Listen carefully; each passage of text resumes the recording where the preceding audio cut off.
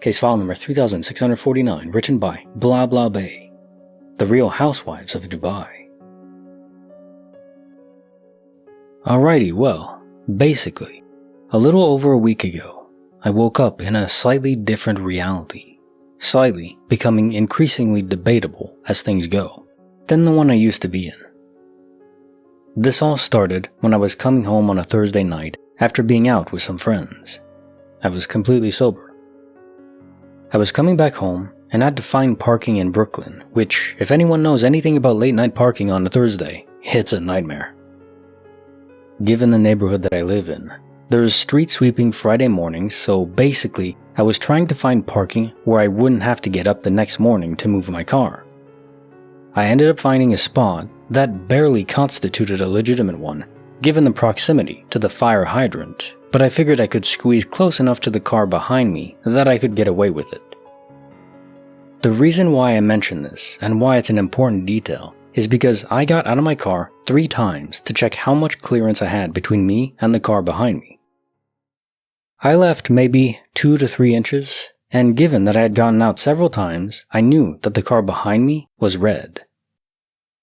Anyway, I finish parking, walk home, and go to sleep.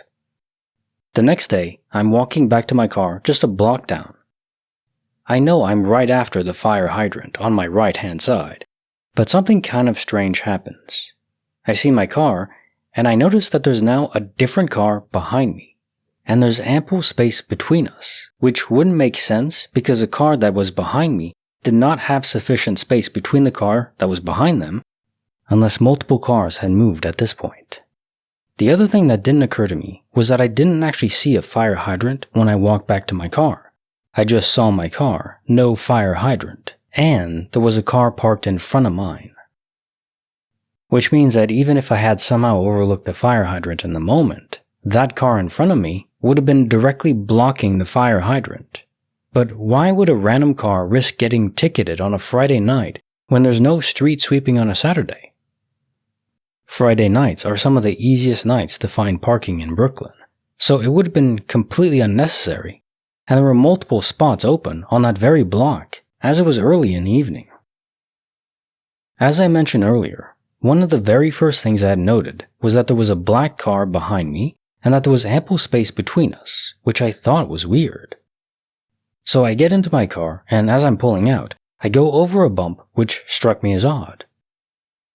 As I'm driving off, I realize I didn't remember seeing the fire hydrant, and then ask myself, why was that car parked in front of me? Why would they risk getting a ticket?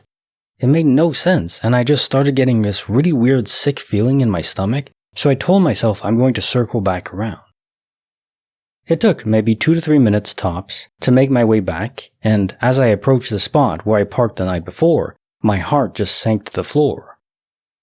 I see the red car that I had parked in front of still there at the fire hydrant, and the car that was in front of me when I pulled out, not there. But it was a spot where I had pulled out from minutes earlier, as was a black car I had noted that was behind me. Both were several cars ahead and after the fire hydrant. I started running through the natural denial process, even though I'm someone that is very familiar with the literature, this community, and people's experiences with this, as well as Cynthia Larson's work. So anyway, I tell myself, okay, is it possible that in the last 2 to 3 minutes that the black car behind me moved and the red car that I was parked in front of last night somehow came back during that time and parked in the same spot as the night before? And then the car that was in front of me that was blocking the fire hydrant also left? Which no, that's bonkers. Of course that's not what happened. But because I'm still in panic denial mode, I'm running alternate explanations. Then I remembered that I had gone over a bump when I pulled out of my spot, so I decided to test that again because denial.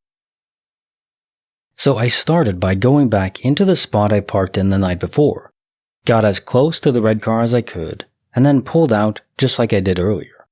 No bump. Then I went to run the same test in the spot I had pulled out of, but did not park in the night before. So I parallel park back in, and as I go to pull out, my car goes over the same bump just like it had a few minutes prior. At this point, I basically don't know how to react, and spent the next 10 to 15 minutes crying because I know where I left my car, and it wasn't 5 cars ahead, and there's no way that somebody moved it, nor was it broken into. I was also crying because I realized what happened. Since then, I've noted things that are different in this timeline than the one that I was in before. For example, the Real Housewives of Dubai in this timeline only has 2 seasons, but in my original, there were 3 before it got cancelled. I watched the Housewives franchises, so I have this on good authority, I know. Also, my Google Chromecast had recommended the movie Room 1408 the other day, but that isn't the title of the movie in my old timeline. I can't remember what it was, but it wasn't Room 1408, I assure you. It was something like Room 1318, but not Room 1408. Another thing that I noted happened over the weekend. One of my good friends was showing me pictures of a haircut that he was thinking about getting again, and he showed me a picture where half of his hair was buzzed off and it looked almost like a mohawk. I said, "Wait, when did you have this?" He told me he did it last year in January, and so I asked him when this picture was taken exactly, and he said January 15th? I say to him, "I don't remember you having this hair. I think I would remember this. We hung out for the second half of January." And he's like, "Well, I had this hair then, so yeah." And so that was another thing. This one could be down to poor memory or misremembering, though I feel like I'd remember half my friend's hair being buzzed off. But of all of them, this is the only one I'd put at a maybe. I don't know what happened overnight, but I know this has happened to other people where they wake up and find themselves in a different reality, or they get into a car accident or near a car accident, or take an exit and end up somewhere else. I've accepted it more or less, because what else can you do? And no, I'm not making any of this up. I don't need the attention. I just woke up in a parallel reality a week and a half ago, and well, greetings from wherever the frick I came from. It does seem like more people are beginning to understand what quantum immortality is, or different timelines, embracing the multiverse reality, which I think is the most likely explanation to everything, really. I mean, it applies to the many worlds theory. For quantum entanglement, it explains that there's a lot of issues at the quantum realm, which is not intuitively possible to understand or explain away, not unless you have multiple universes, or quite a few branching paths, you could say. Then things fit a bit neater, so that's nice.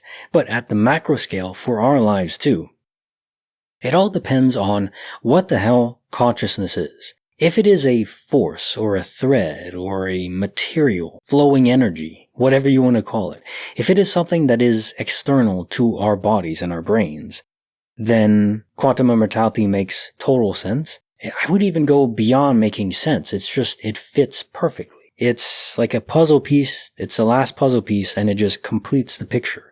And now you can see the whole thing and say, oh wow, that's beautiful.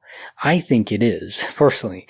I know over the years I've interacted with a lot of people, not just on the channel, but in everyday life and online too, where they're not fond of quantum immortality.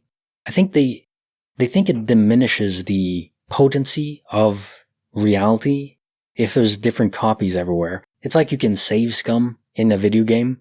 If multiverse theory is true, well, your choices kind of still matter, but not as much, because there's infinite redos, almost infinite redos. Now, I understand that perspective, but I don't know. If you're playing a game and you make one mistake and it's over, I guess that makes it more relevant or valuable or potent, but for me, I'd rather have a redo, an extra life, many extra lives. I want to keep going. I'm going to get to the end. I want to see where it can go, what the progress of the story is like. And yeah, life isn't a story like that, but still, it could be any multiplayer game. If you're playing Overwatch and you die once and that's it, I mean, that's boring. I want to have extra lives. But that's my personal preference. At the end of the day, reality is reality, and if we like it or not, I mean, I think in this case I'm lucky because I think reality is the way I prefer it, so that's cool. Lucky me. And I guess in this case, lucky you too, because did you die in your sleep? Is that what happened? That is something that does happen. Not often, but it does happen. So you switch universes and now you're in one where the parking arrangement was different and Housewives of Dubai. I don't know that show. I mean, it would be odd if I did. I think I'm not exactly the target audience for that. Boy, I'm talking a lot today. Yeah, I guess that's all I have to say now. Welcome, I'm Paul. This is Dave. Today I have 9 Glitch in the Matrix and paranormal stories for you. Longer ones today. Now my favorite one. Well, the one you just listened to. I love quantum immortality, different timeline stuff, and also the next one coming up. But, well, mainly because it's food related, and that's just my cup of tea. Or I guess my, cereal. Okay, let's get to it. Oh, don't forget to like the video. Case file number 3650. It was always crunchy. I was in the kitchen earlier, trying to grab a quick bite.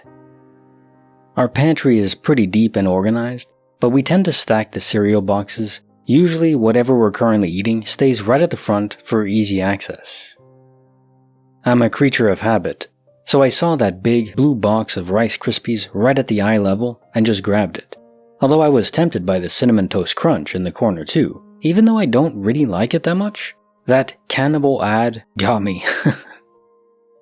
I was already mentally prepping the bowl with a generous amount of sugar on top, the whole thing.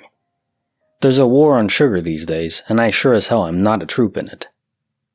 So I remember turning away from the shelf, and for maybe half a second, this thought crossed my mind. Actually, maybe I want crunch instead after all. But I was already moving, and I didn't feel like reaching back into the dark part of the shelf to swap them out. I set everything up on the counter. The bowl, the sugar container, and the carton of almond milk, right next to the cereal box. I realized I should probably check on a project I had rendering on my computer.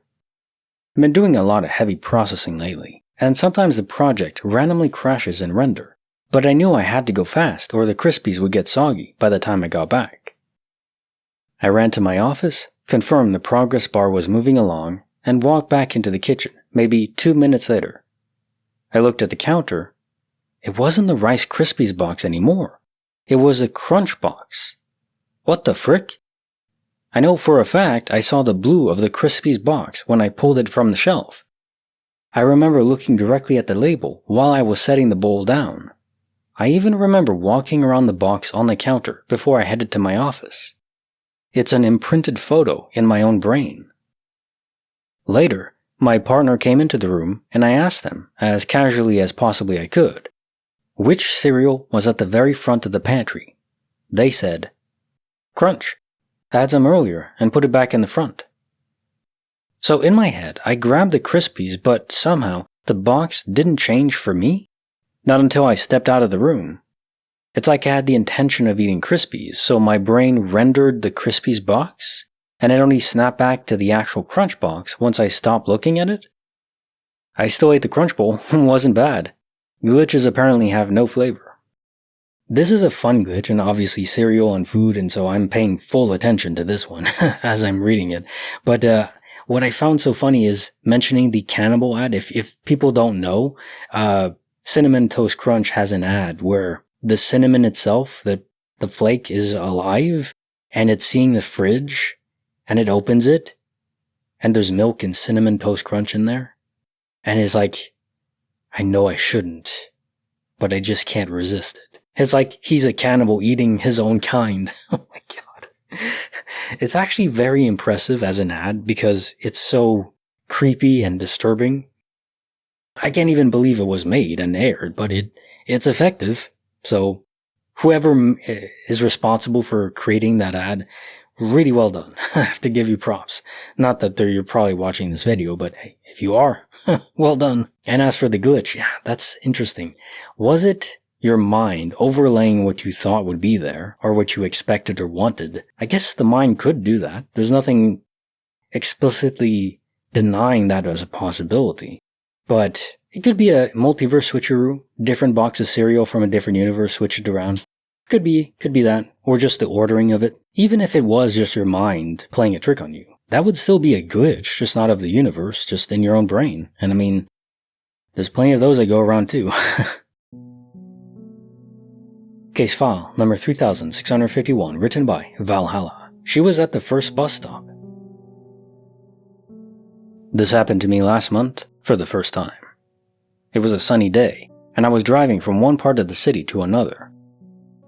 The roads had relatively less traffic, and since we followed the right-hand drive, I was in the lane closest to the divider. I noticed a man with a short beard, a gray knitted sweater, and brown pants randomly appearing from the road across. You might wonder why I remember those details, but there was a district court nearby, so that stretch had a bit of a rush, and because of that, I was driving very slowly, around 10 to 15 kilometers an hour, barely driving, so to say.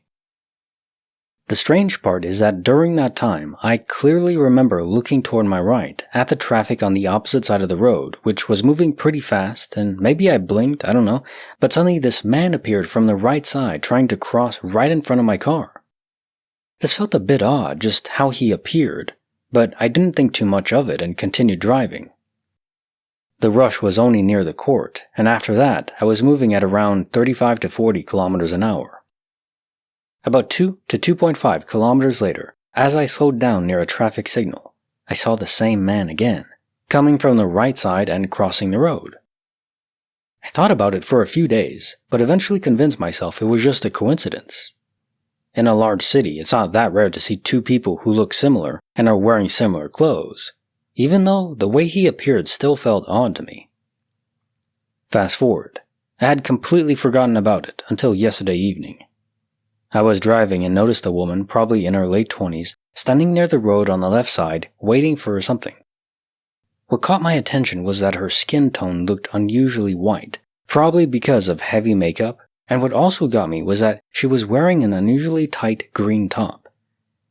I first saw her at around 4:40 p.m., then about 15 to 20 minutes later, I saw her again further ahead, again standing on the left side of the road, waiting for something. The only thing I could think of was that both times she was near a bus stop, so maybe she boarded a bus after I passed her the first time and got down before I reached the second spot. The only issue with that is that there is basically only one route between those 2 points, and the traffic was congested. It seems highly unlikely to me that a bus could have moved ahead of my car, crossed multiple stops, and dropped her off before I got there. So now I'm confused again. What exactly could explain something like this? Case file number 3652, written by Pahoa Puna. Power After the Storm. I'm currently out in Hawaii, and if you've been following the weather news, the whole state just got absolutely pummeled by this leviathan of a storm. We're talking about over 100,000 people losing power. My place was pitch black from Saturday morning until just a little bit ago. Hot, humid, sticky, just horrible. To get through it, I was basically hovering over my 2 little power banks, using them to keep my phone and my Kindle alive so I wouldn't lose my sanity in the dark.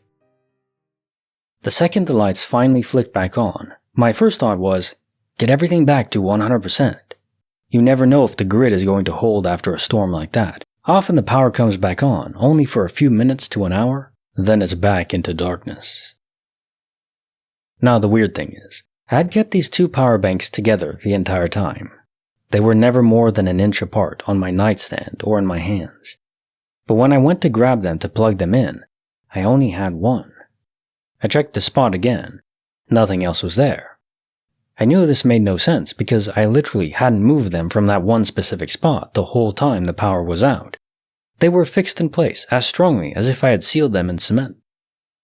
I went to sit on the edge of my bed just to take a breather, and I looked down.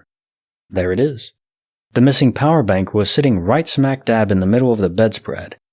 It wasn't tucked into a fold, nor was it hidden under a pillow, and it definitely wasn't there 30 seconds ago when I was stripping the bed looking for it. That's the part that really drives me nuts. Read it with me.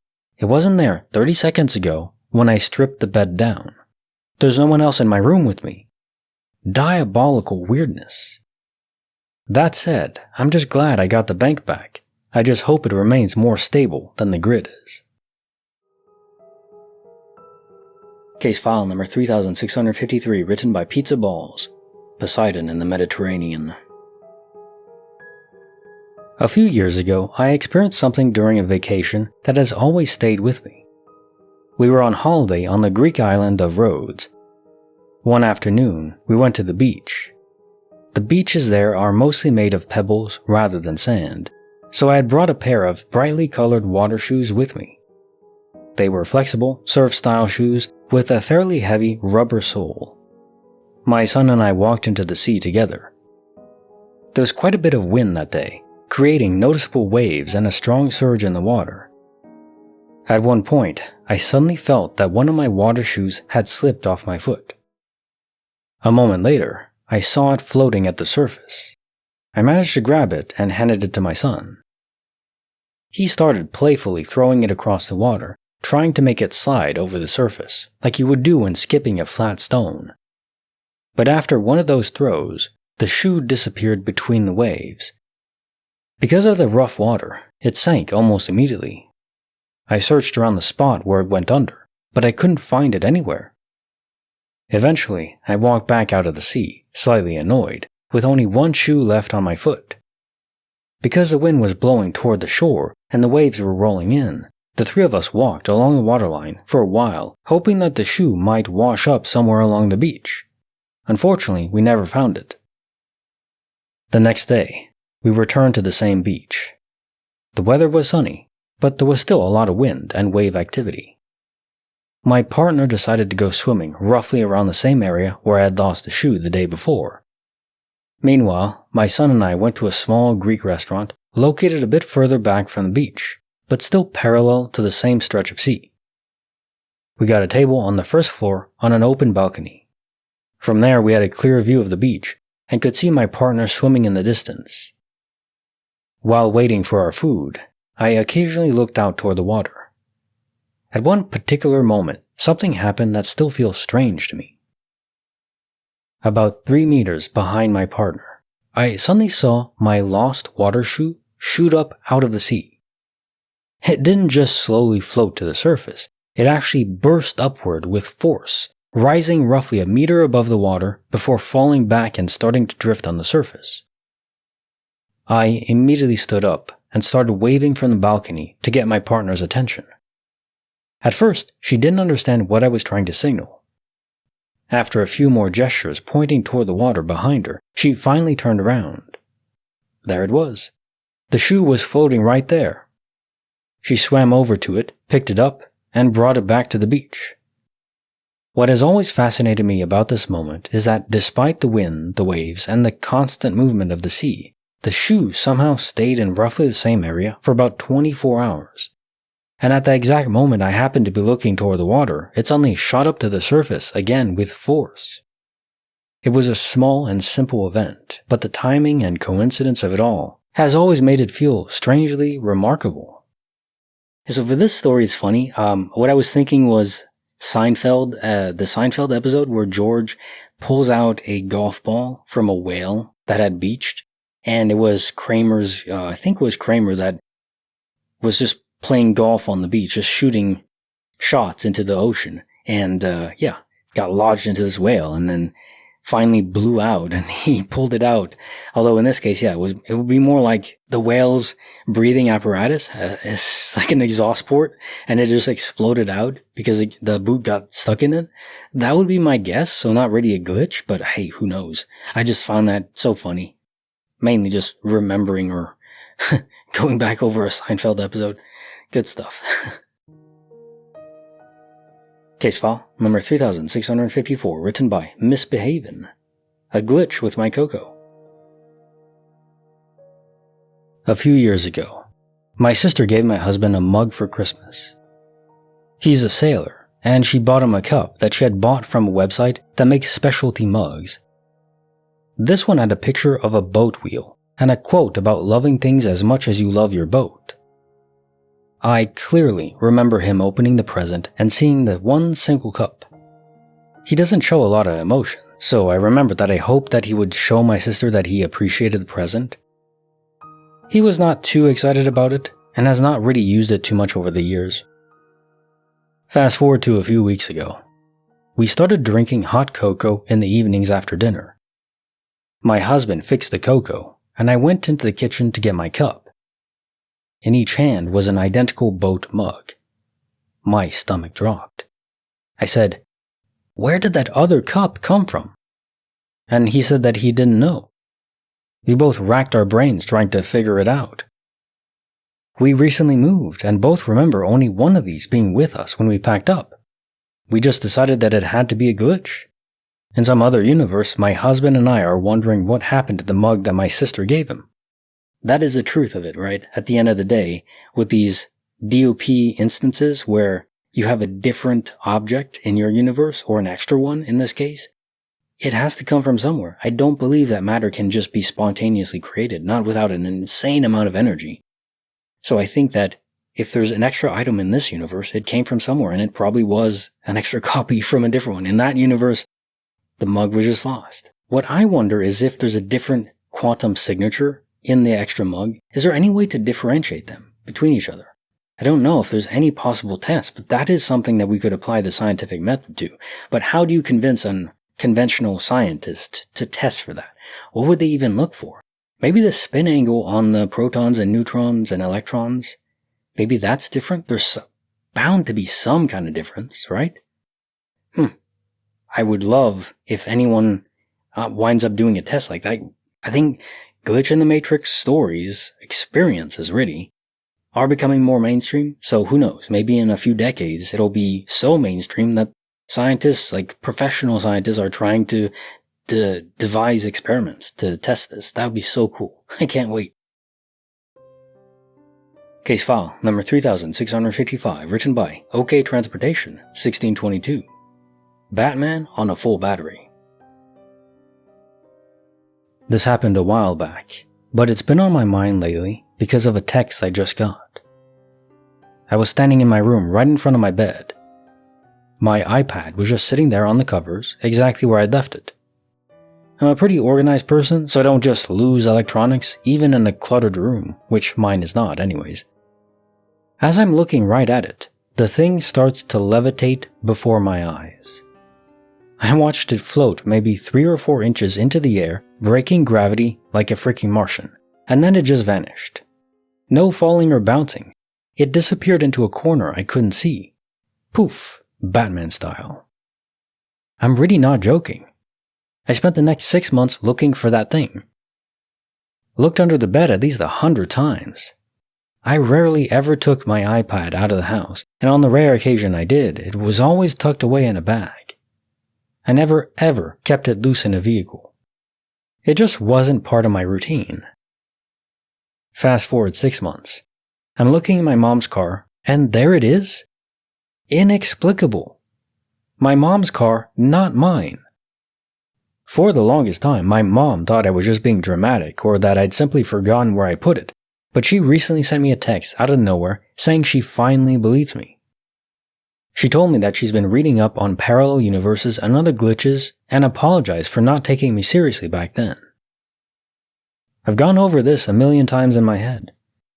I don't know much about glitches in the Matrix or alternate timelines, at least not back then. But after learning about them, it's the only thing that even remotely fits. It's like the iPad slipped through a crack in reality and took half a year to find its way back into a completely different location. I know it's not the most insane story out there, compared to some, but it completely disappeared in front of me. Oh, and the time on it was correct.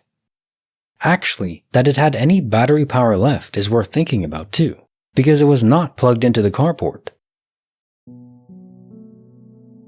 Case file number 3656, written by Jumpy Translator 875. I had plans for that 5th slice. My grandma was at the stove earlier, toasting some bread in a pan, which, by the way, is way better than a toaster if you have butter in the pan too. Anyhow, I was standing there watching her, and I distinctly counted 5 slices. I wasn't just glancing at them either. It was impossible to miss as they took up the entire pan space. To give some context, I've had a string of unsettling reality checks lately. Just yesterday, I was dealing with a courier about a shoe return. The guy insisted he'd called me, even though my phone never rang and there was no missed call. His sheer confidence in something I knew was a lie felt very weird. Like I couldn't trust the basic sequence of events. Either he was deliberately lying for no reason or what. So this morning, as I'm planning out my breakfast, I had this intrusive thought. What if a slice just disappears? It did feel like a premonition. Because of that memory earlier, it reset my brain in real time, now, here, with my grandma. I had even mapped out exactly how I'd use these slices. 2 for a ham sandwich, 2 for a tomato one, and the last one for honey and peanut butter, which, just so you know, is divine. I wanted to make sure I had enough to be full. Grandma finishes up, leaves the bread on the counter, and heads out to the store. I'm alone in the house now. I go to the fridge to grab the toppings, turn back around, and you already know what happened. It's now only 4 slices. I did look around, but there really was nowhere an extra slice could be. Grandma left the pan on the stove, off the burner she was using. They were then taken off to cool slightly on a plate right next to them, and I saw her move all 5 slices before she left. She didn't eat one. When my grandma got back, I was still searching the kitchen like a lunatic, and I asked her, "How many slices did you actually toast?" She instantly says, 4. When that word hit my ears, I felt strange again, much like my little experience with the courier. This isn't an odd prank. Is my brain okay? One time I even saw a spaceship in the sky, basically a UFO, but it was moving too fast. Yes, bred into a quick UFO hit. My life is pretty odd. Case file number 3657, written by TX Haya. But the baby elf is over there. I've shared a lot of my stories about high-strung anomalies with friends, as my life is chock full of them. But having one happen right in front of you with a witness is dramatically more intense and affirming. This happened last Christmas, and we cannot explain it. Every year, I'm the one responsible for moving the elf on the shelf for my younger siblings. Most people just move them once overnight, but I like to keep things dynamic and move them throughout the day to keep the mystery alive. Last year, I decided to level up and bought the baby version of the elf to surprise my little brother. We were in the middle of decorating the Christmas tree, just hanging ornaments and catching the holiday vibe. While he was distracted by a particularly stubborn bauble, I managed to sneak the baby elf onto a branch deep in the tree. The plan was to wait about 10 minutes and then discover it together, claiming it had just arrived fresh from the North Pole, Santa's express delivery service. 10 minutes pass. I play it up, acting totally shocked when I notice it on the branch. My brother loses his mind. He's so excited he's role-playing as Bugs Bunny, cheering and pointing at this tiny new addition to the tree. Then we both look away for maybe 5 seconds. I was probably reaching for another ornament or checking my phone, and he was just turning around. He suddenly stops and says, "But the baby elf is over there." I didn't even process what he was saying at first. I followed his line aside to the couch right beside us. The baby elf was sitting right there upright on the cushion? I whipped my head back to the tree. The spot on the branch where I had manually placed it, and where we had just been looking, was now completely empty. It of course didn't fall and bounce there because it was tucked into the branches. And also the floor is carpet. My brother didn't touch it, he was standing right next to me the whole time, and I definitely didn't move it. It quite literally teleported across the room. Only a few feet, but still, it scared the absolute crap out of me. Now time for the jokes of the day. In 3,024 years, life will either be really good or really bad. It's 50-50. Give it a moment. Did they get it, Dave? So my wife challenged me to a game of strip poker, but turns out she just wanted to do laundry. So I folded. I got robbed today and called the police. The cop asked if I had a description of the assailant. I said, "Yes, it's pump number 5. I heard that gas is getting expensive again. Glad I don't drive. Today I saw a dwarf climbing down a prison wall. I thought to myself, that's a little con descending. How do you send a caterpillar 100 feet into the air? You put it on its back. That's it for today. YouTube thinks you'll like this video. Check it out too. See you next time.